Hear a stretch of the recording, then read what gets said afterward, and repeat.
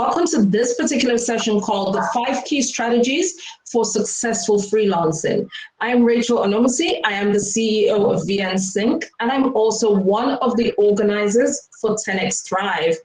I'm joined by a truly impactful speaker today, and you're going to see in just a few minutes.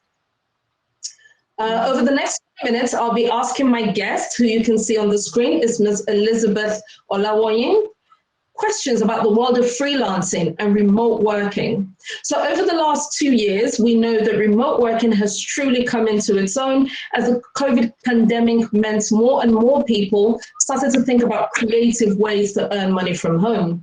While this involves more than just a passing knowledge of IT, there's also a lot to be said about the skills required to succeed in this space. So that's what we're going to be talking about today.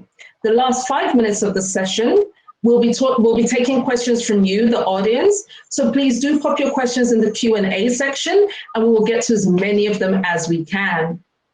But first, let me start by introducing this phenomenal guest. Ms. Olawoyin is an accomplished information technology professional who is passionate about helping businesses thrive through the implementation of scalable, efficient, and cost-effective technology solutions. She has pivoted from an exceptional career as a pharmaceutical chemist all the way through to IT, and she's attained more than nearly 30 years of experience in IT. So I'm going to go straight to her because I can't wait to hear, we had a chat before this, and this is going to be a really fantastic session. So I guess my first question is, are skills enough? How does a freelancer get found, or how do they market themselves? All right, thank you, Rachel.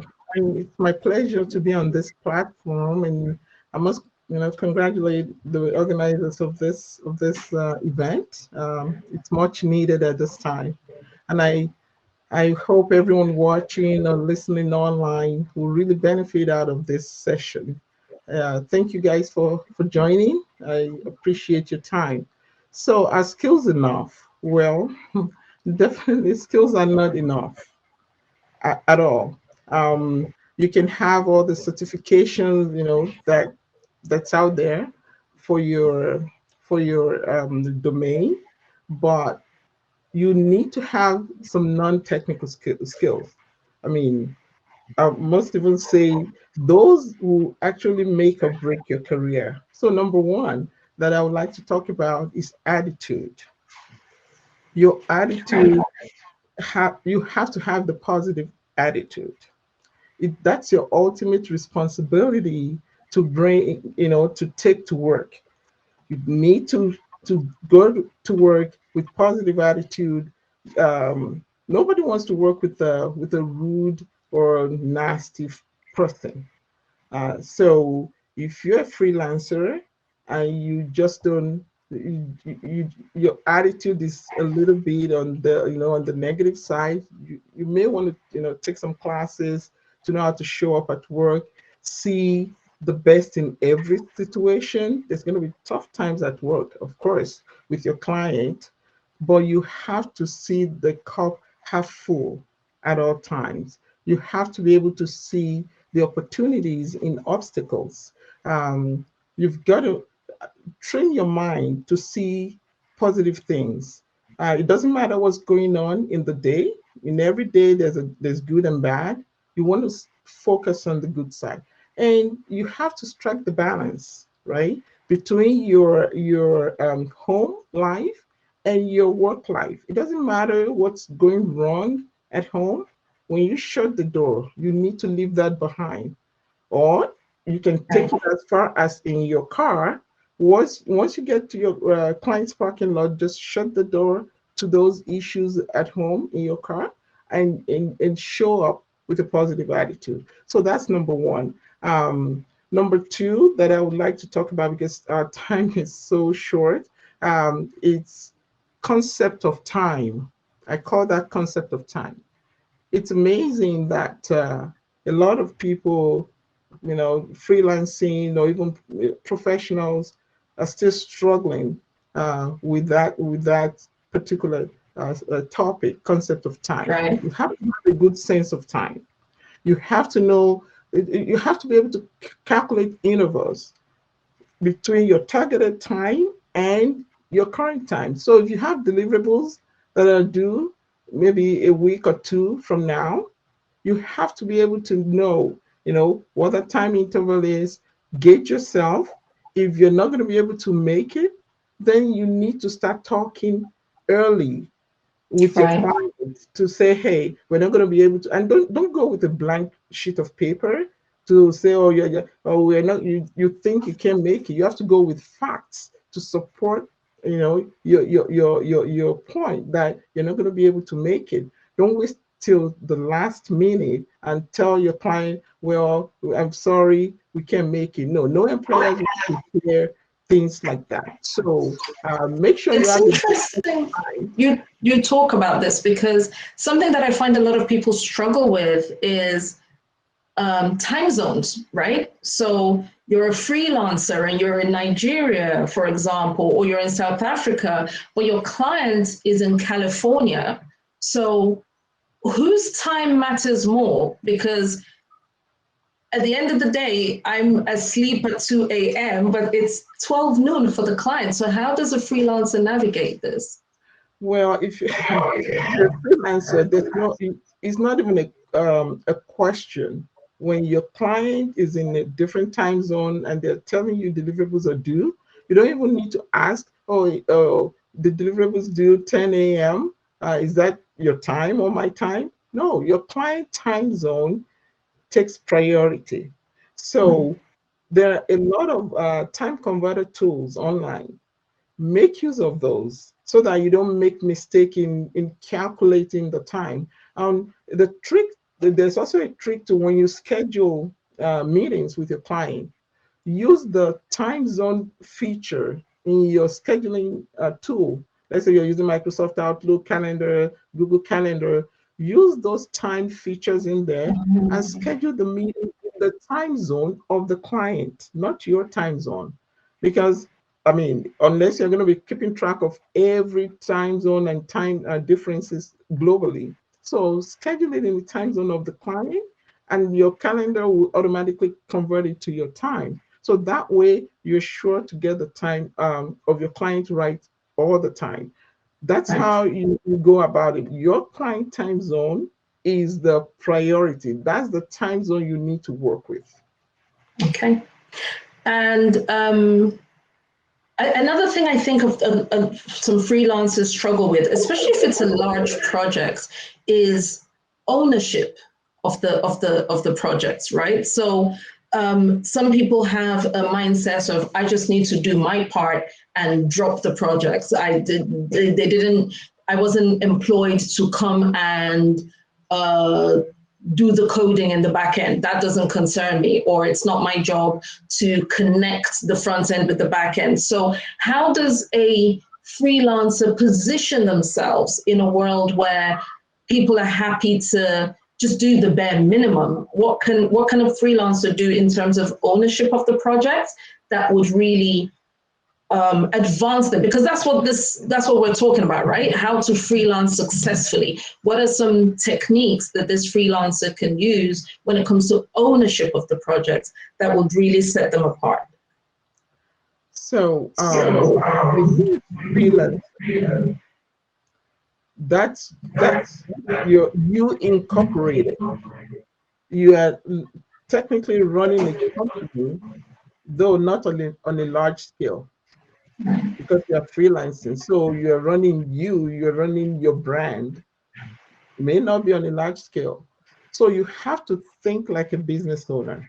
You have to have an employer mindset.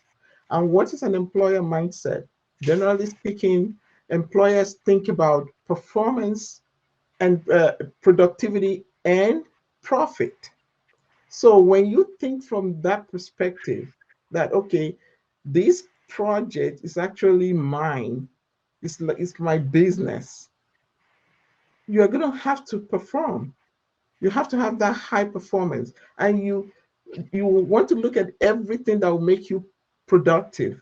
Bring fresh ideas to the table. right. Look at the project 360 degrees. See what you can do better. Expect that you're doing it yourself. Be a team player. So that way and also think of profit, right? That's employer mindset. So don't just say, oh well, I'm just doing this project, I'm collecting my money. Make sure you're devoted. Take all yourself to doing that work. Because if you are the owner of the company, you're not going to want that company to go down the drain.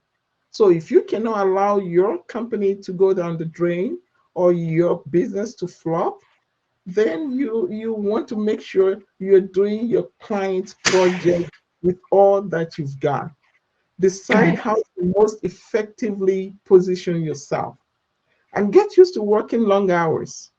Right. If you mentioned that you have freelancers, the 8 to 5 traditional, work time, maybe it works in some industry, but in most of the industries that freelancers are now, especially the new freelancers are getting into technology, you have to work long hours. It's not Yeah. 8 to 5. Um, it may be bad news, but you may not 2 days in a row, but do what it takes. Your high So performance will lead to you getting more referrals. So that's what I would say to that. okay. I think it really touched on something very important about ownership and profitability because I remember there's a word my mom used to use, which is gumption. And when you were thinking from an ownership perspective, you get to apply gumption. I think uh, contractors, the people who actually own the project, project needs, they love it when the person they've brought on board is actually saying, oh, you know something else I was thinking, or you know another way we could do it? Are you thinking from a position of ease? Are you thinking from a position of how can this work better? How can it work flawlessly? As an end user, what would I like to see? Or if I saw, say for example, you design posters. If I saw a poster looking like this, would I like it? So why am I presenting it to my contractor? Why am I presenting it to the project owner? I also need to, let me add a few colors here, or let me add a few colors there to make that difference. So I think this topic of ownership, where people stop doing the bare minimum and actually own the project and can actually go to the project owner and say, hey, have you thought about this? Or I actually saw this on another website. Or I actually saw this functionality when I was in a super mall and I quite liked it. It leads to that retainer. The clients keeps coming back to you. The clients keep saying, oh, I love that this person is thinking about my business along with me. So I think, yeah, if you're talking ownership, I think this is such a great point. So I have another question for you. We've talked about a lot of things. We've talked about attitude. We've talked about time and keeping time. We've talked about ownership. We've talked about, but if someone doesn't have these skills, or if they were not taught these skills. So I've gone to design school. I went to learn Figma. I know how to do Figma. Ma'am, all these things you're talking about, I don't see. If a client annoys me, that's the end. How can freelancers learn or get better? Are there courses? Where are these skills that you're talking about taught? Because I know where to go to learn technical skills. Where can I learn soft skills? Thank you. So first of all, there are a lot of online tools. One thing that one of the positive things that the pandemic, as negative as it was, actually that it brought to the world is actually these online trainings. You can learn anything online. So there are online sites like Coursera, Udemy, LinkedIn, Google, not the typical Google search. You can learn from Google search too, but Google has a learning platform like Grow with Google. It's called Grow with Google. That's grow.google.com. YouTube, you'll be surprised. how many things you can learn for free on YouTube, Amazon Audibles, podcasts. I mean, there's tons of topics out there. And I have some courses that I recommended, and I can leave the list with you for people who may be interested. That would Um, be perfect. yeah, and the other thing is that try to be flexible, try Mm, to shadow. By shadowing, I mean if you know someone who is an expert in your domain, you approach the person. That's part of your soft skill to build good relationship with people. Approach that right, person, offer your service for free, more volunteer, and you'll find out it's not actually free because you're going to gain a lot. right. So that's how you can, learn all these things that we're talking about, and you can actually sharpen your freelancing skills. Perfect. Thank you very much.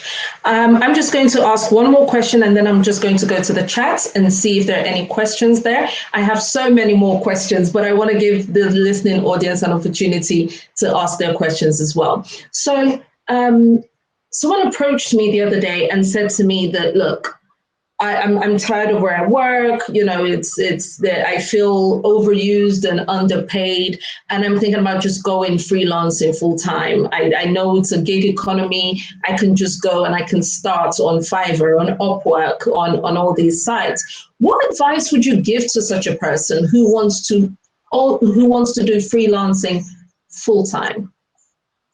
Hmm. So freelancing, uh, and I'm a very factual person. It's not for everyone. So if you don't get anything from what we've been saying since the beginning of this session, and you really want to freelance, please get this. Be true to yourself. Find a quiet place. Take a pen and paper with you. Sit down, and you have to be true to yourself. It's just you, and ask yourself this question: who am I? Mhm. So, who are you?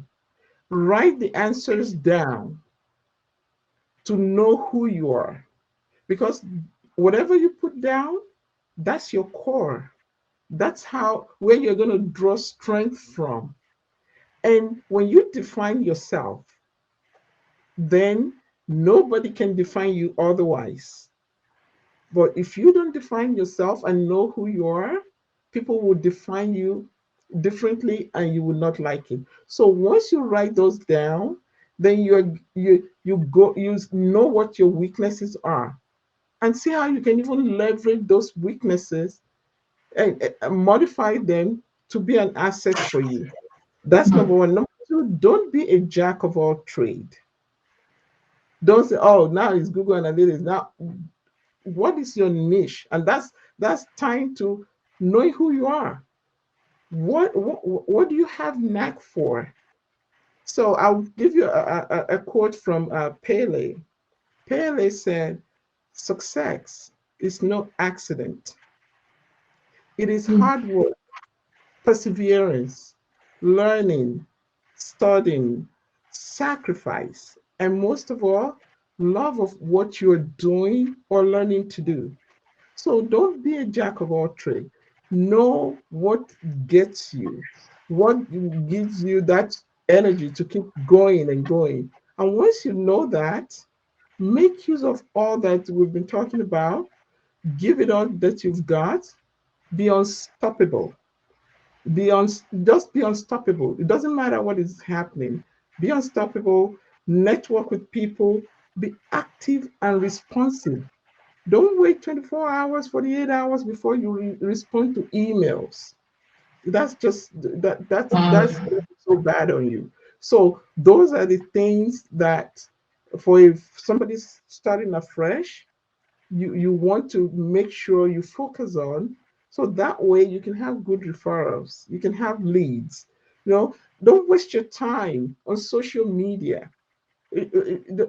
Social media is a good avenue for you to market your brand. So instead of turning your Facebook page to an album, why don't you use it to showcase your talent, showcase your work, look for work there. Do TikTok. You never know who is going to watch and call you. Instead of sitting, wasting your time. Time management is crucial to freelancing. You don't have that much time to be talking nothing. So that's what I'll tell somebody who is starting afresh. And don't be afraid. But the last thing is that be flexible. What I mean by that is when you've gone through all this and you're still like, I'm not sure, you're doubting yourself, then don't freelance. Go and get a regular job so that you can learn from there. So that because sometimes you may need to work for a company as a full-time employee to get your feet wet and really learn the tool of the trade. So you don't try to pivot if you have to. You can always relaunch at a later day, but when you do it, you want to make sure you do it right and you're successful at it. So Thank that's you what I. very much. That was actually a really incisive question. I have one more question before I go, and it is to do with the world becoming a global village. So we've talked about time management. We've talked about you can be in one place and be working somewhere else. You really just mentioned something about if you're afraid, don't do it. Maybe consider a 9 to 5 and do that instead. What do you say to people who keep getting told, oh, a salary is what you are paid to give up your dreams. You have to do it alone. Being employed is somehow inferior to freelancing or of working alone or being self-employed.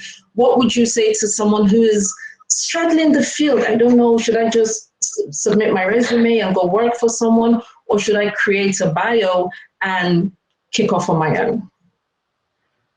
So that's the tie to knowing who you are. Mm. Forget what people think. Who are you? Can you do it? You owe yourself the truth. If somebody say, "Oh, well, you can be," or if somebody say, "Oh, yeah, everybody's freelancing, that's where the money is," it's not always about money. If you don't have what it takes and you go for it because of money, you will be disappointed. You'll be discouraged. You're going to be bitter, and you wonder why. Even though you're making the money, then you're not happy. Do what makes you happy.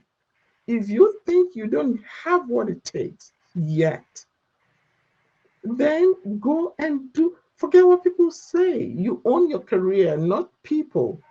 Not even an employer owns your career. You own your career. Map out your strategy. Have a roadmap based on you and not what people think. Don't follow the multitude. Carve this is the world is a trillion people, right? So you have your own spot in it.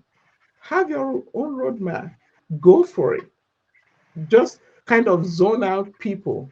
Yeah, oh, go for freelancing, don't go for freelancing, blah, blah, blah. No, do what you want to do that will Mm. make you happy and you will be successful. Because you can be successful if you're successful in a little thing, is better than being what a loser Mediocre, yeah. in a lot of things. Mm. So that's what I would say to such person.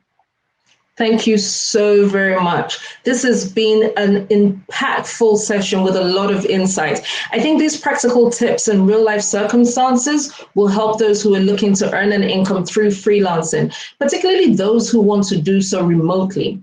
Thank you, Ms. Olawoyin, and thank you to all of us for staying with us. This takes more than just listening. I hope this has helped someone. I hope someone in the audience can now go forth and really start doing something. Click on fiverr.com today or click on Upwork today and start a profile, start having a look around. I can't wait to start implementing some of these in my career too when we're talking about time management, when we're talking about working remotely with people. Thank you once again to my wonderful guests. Thank you so much for joining us. For the rest of the attendees, thank you for staying with us. It was a pleasure having you. Thank you, Rachel. Thank you, everyone. Take care. Thank you very much. Bye-bye. Bye.